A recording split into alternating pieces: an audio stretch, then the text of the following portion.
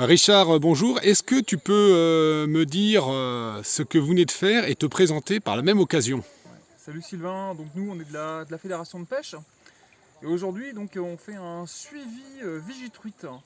Donc on s'intéresse particulièrement à l'espèce truite et ce qui nous intéresse du coup c'est d'évaluer le recrutement.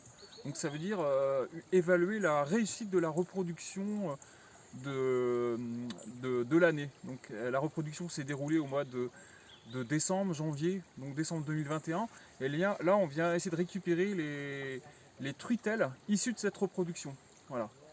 Et donc ici, on est vraiment sur une station hyper intéressante. Voilà, c'est vraiment une station référence en Ille-et-Vilaine. C'est celle où on a le meilleur indice, on peut dire. Donc ça veut dire le meilleur recrutement. Donc ça veut dire que sur ce bassin versant là, on se trouve donc le moulin du Bois Garnier, un affluent de la Sélune. La truite, elle est capable d'accomplir la totalité de son cycle et ça veut dire que le milieu n'est pas trop perturbé. Merci Richard. Donc, on est en effet sur le bassin versant de l'Héron. Est-ce que tu peux me dire un petit peu quel résultat vous avez sur ce ruisseau là, sur les résultats d'aujourd'hui?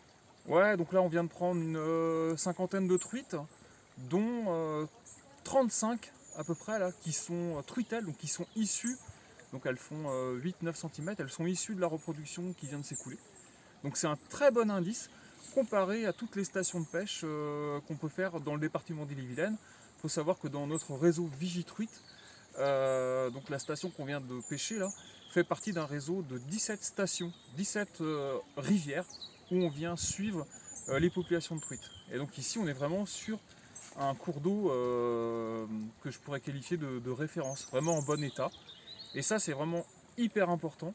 C'est hyper intéressant parce qu'aujourd'hui, avec l'été qu'on vient de vivre, la canicule, la sécheresse, donc les milieux ont été vraiment en stress.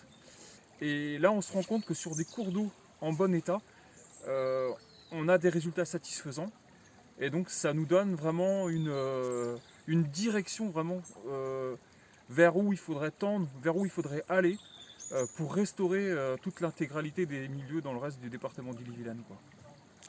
Merci Richard et bonne continuation. À bientôt. Merci Sylvain.